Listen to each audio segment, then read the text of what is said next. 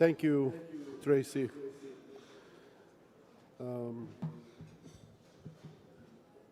Since the founding of In Defense of Christians in 2014, our greatest strength was always resided in our strong relationships. The work of In Defense of Christians is enabled by its strong network of passionate supporters on the ground all over the world. This includes clergy and laity alike. In the past year, we've lost a number of our closest friends who have gone home to the Lord. This group includes true defenders of Christians and Christianity around the world, selfless leaders in their own right. His Eminence, Mor Silvanos Boutros Nami, Archbishop of the Syriac Orthodox Church. He was the Archbishop of Aleppo during the civil war in Syria that worked tirelessly to help especially the Syrian orphans. He passed, he was around, he's in his mid-40s, I believe, at a young age. The second person that we're honoring this evening is my friend, the Honorable Joseph Buhacker, the presiding judge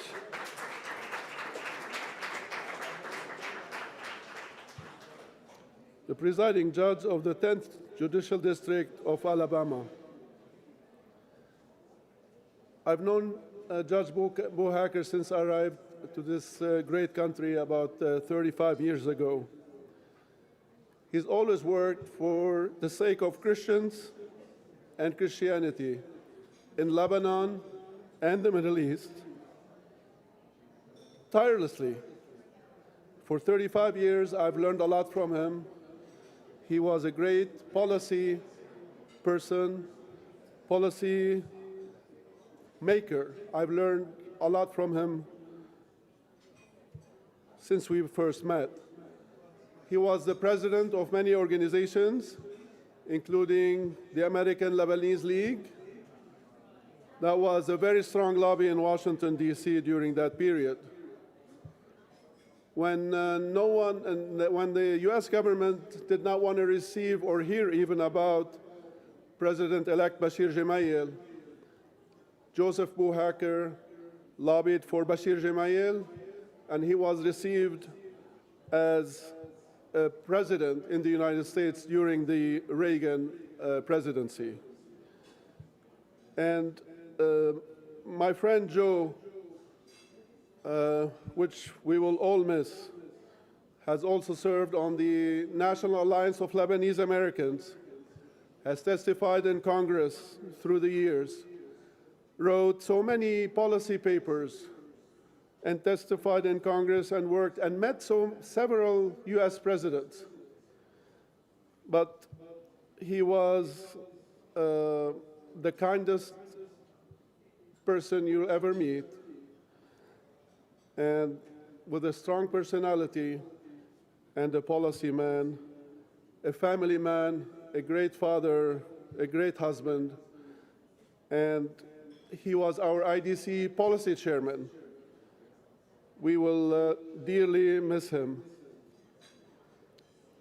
The third person that we're honoring tonight, a person that I've known over 40 years.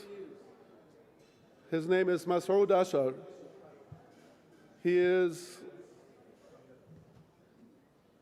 lifelong champion and defender of Lebanon's Christian community. I had the privilege to meet him in the 80s. He was a very close friend and brother to me as well. He was an honorable fighter. He was behind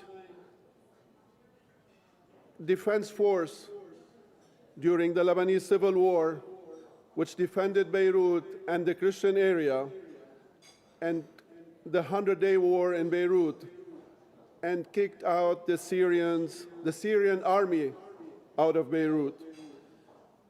He was a hero, a great dad. After being a fighter and the chief of staff for the Lebanese forces, he retired from the forces when there were differences of opinions, and he was always for unity. He decided to help people on the ground for humanitarian purposes, people that were on his side or the opposite side. He helped every single person that is in need, especially in Ashrafiyeh. He's a great father and for 4 great ladies and a great husband. Mr. Ashur Sargon Eskaraya, he's the president of the Assyrian Aid Society of Iraq. He has also worked tirelessly for Iraqi Christians on the ground, visiting homes, camps, and working tirelessly to help the Assyrian and other Christian communities in Iraq. And last is Mr. Andrew Walter. We have worked together with the Knights of Columbus. He was the vice president of the Knights of Columbus. We partnered together in 2016, and if you remember, we passed the 2016 genocide recognition of the Christians and Yazidis and other minorities in Iraq and Syria. We worked closely. I see here my old team. I call them team because every single person that worked with us, they were team players. They were not just getting a job with us. So he worked tirelessly for this, and we had the recognition. And because of his work, a lot of aid now is floating to Iraq and Syria. So we will not forget him. We will keep him in our prayers. And on the humanitarian side, he was able to help with tens of millions of dollars through the Knights of Columbus to help the genocide survivors in Iraq and Syria. He will always be in our prayers. And when he passed, he was the president and COO of EWTN News. So this evening, I'd like to pay special tribute to these close friends and express our sincere thanks to their families and communities. We will not forget their contributions and sacrifices of your departed loved ones. Ladies and gentlemen, please join me in this solemn commemoration.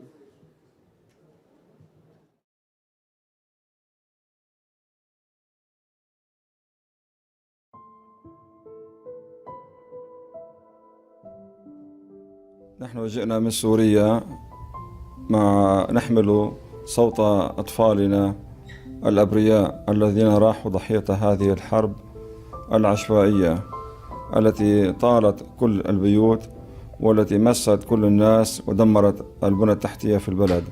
فطبعا اليوم جئنا نحمل صرخة الأطفال الذين يناشدوننا ويناشدون العالم بعبارة جميلة جدا تحمل في هذه العبارة معاني كثيرة. أعطونا السلام، أعطونا الطفولة، أعطونا أن نعيش الحرية والأمان وأن نعيش حياتنا في سوريا كما يعيش باقي الأطفال في العالم.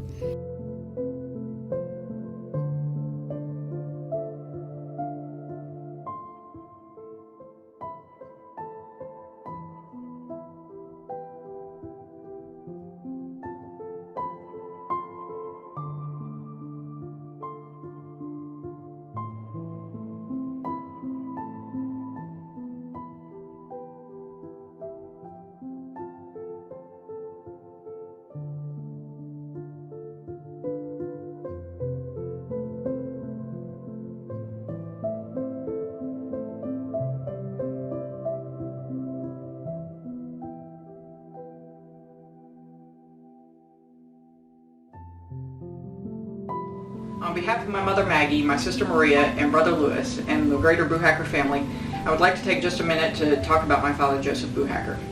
To describe all of the work he has done on behalf of the Christians in Lebanon and the greater Middle East would take longer than the time allowed, but can be summed up in one story. In 1992, he, along with Mr. Batlini and the rest of the NAWA Policy Committee, published a series of policy papers outlining how to set up a functional and equitable government in Lebanon. In 2019, when the economy collapsed and there was rioting in the streets, he got the call to dig up these documents. He had just been granted his Lebanese citizenship, but had also been recently diagnosed with lung cancer.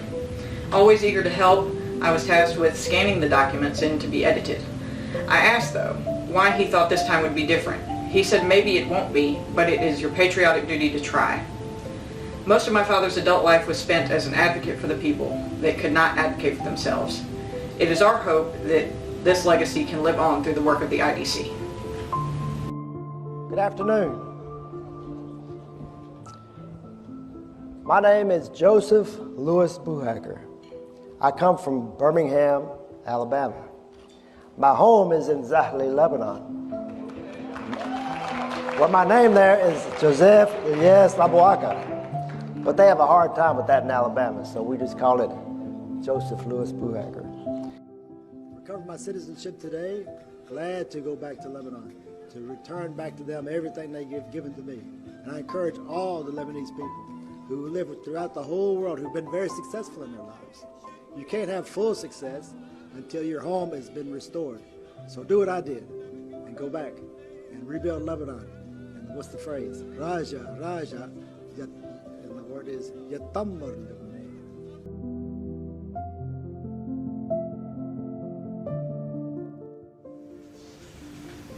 I'm going to talk about a friend, an exceptional friend, and a beautiful soul. Masoud Ash'ar, nicknamed Pussy, an iconic figure of the Lebanese resistance. In 1975, when the war hit, Masoud was 19, 20 years old, a student with dreams, with big dreams. He decided to take up arms and defend his countrymen and the values he believed in. He led from the front in all battles, in Beirut, in the mountains, in the north. He was distinguished by his courage, his bravery, his dignity, but mainly with his faith that he was serving a cause that was greater than himself. نعم، المقاومة اللبنانية كانت أكثريتها مسيحيين، بس التحق فيها غير مسيحيين، وعندنا شهداء من كل الطوائف، مثل ما قال الرئيس بشير جميل، نحن قاومنا كمسيحيين بس دفعنا عن كل لبنان. I would like to thank IDC for their gracious invitation and congratulate them for their worthy efforts. As you all know too well, the economic situation has reached a disastrous all-time low in Lebanon. For many suffering families, it is hell on earth. Together with friends of Masoud, who were diligently working with him, I am devoting my time and energy to his social mission, looking after every family and every person that knocks our door, providing them with food boxes, assisting them with tuition fees for schooling, securing the needed medications, all while preserving the values of respect, dignity, discretion, and tolerance that were the hallmark of Masoud's life. The government has unfortunately failed to secure the basic rights and needs of its people. So it falls upon us, who were more fortunate, to alleviate the suffering of others together. Our mission is to continue Masoud's battle on behalf of those in need. This is how we can honor his legacy. Thank you all, and God bless.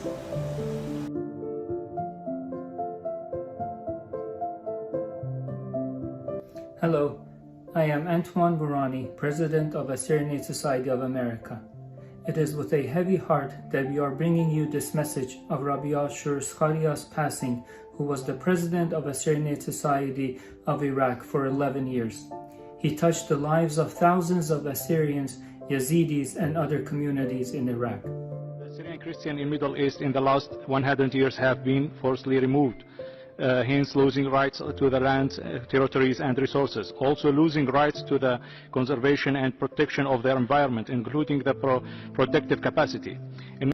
His achievements were numerous: building roads and shelter, finding shelter and food for displaced due to ISIS, providing food and basic necessities, posting lights to the streets and roads, upgrade the agriculture and irrigation channels, maintain and expand the Assyrian schools from 1st to 12th grade, creating shops for purpose of creating jobs, having a mobile clinic. He earned a nomination for Nobel Peace Prize.